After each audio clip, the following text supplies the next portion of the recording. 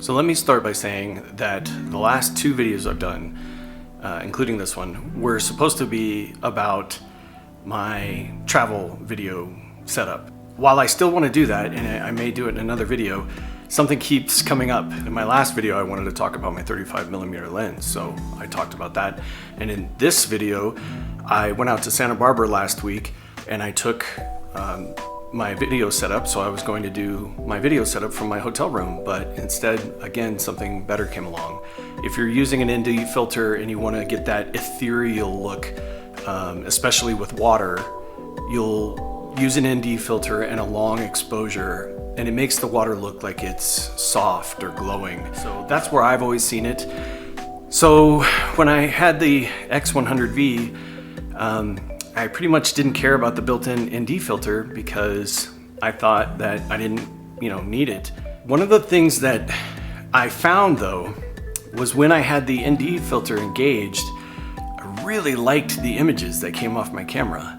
I had no explanation for it. I didn't know what it was doing. I wasn't using long exposures at all, but everything just felt like it had more depth. And just time and time again, I felt much more confident in the photos that I got with the ND filter engaged.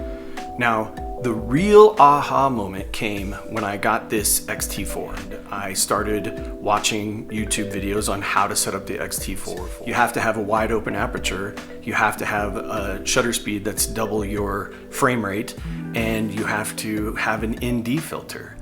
All of those videos on how to make videos were actually the reason that I figured out that I wanted an ND filter for my photography. I want that cinematic, epic look, that deep color saturation. I want you to feel like you're in the photo.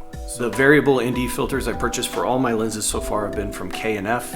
I don't know if that's a great brand or not. They feel like quality products. They work really well. So this morning I decided to go out really quick and do a couple of tests.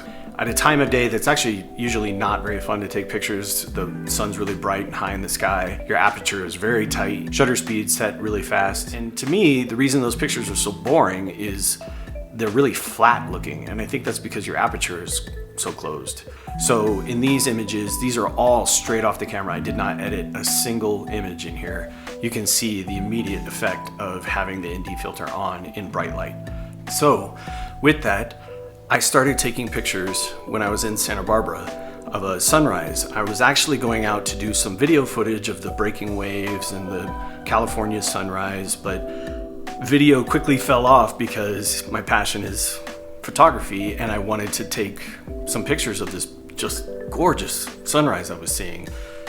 So I had my ND filter on because I wanted to get these rich colors that were in the sky, this orange and pink. So I set my ND filter to level 4. I have a variable ND filter. And another lesson that I learned from the X100V, with a fixed lens camera, was move yourself when you're trying to get the right composition. And so I'm moving around the beach because I saw these clouds moving in that were sort of aligning with these palm trees, and the picture I got was just fantastic. And it's one of my favorite pictures I've ever taken, and I believe I owe it all to the ND filter giving me the power to open up my aperture in a setting that was getting bright and allow me to get those colors. So that was the most exciting thing, was I really understood what it was I was doing with my camera, and that hopefully will lead to even better images down the road. That's my take on ND filters. I love them. I think they're very useful in photography, especially the kind of photography that I enjoy making. I hope that this was somewhat enlightening to you too, because I did not realize that you could use it in this way. I thought that they were specifically for those ethereal looks, and I'm really glad that I discovered it, and I thank the X100V and I thank the YouTube community for giving all the videos on how to make videos, because the combination of those two things really opened my eyes to what can be done with ND filters. All right, thank you.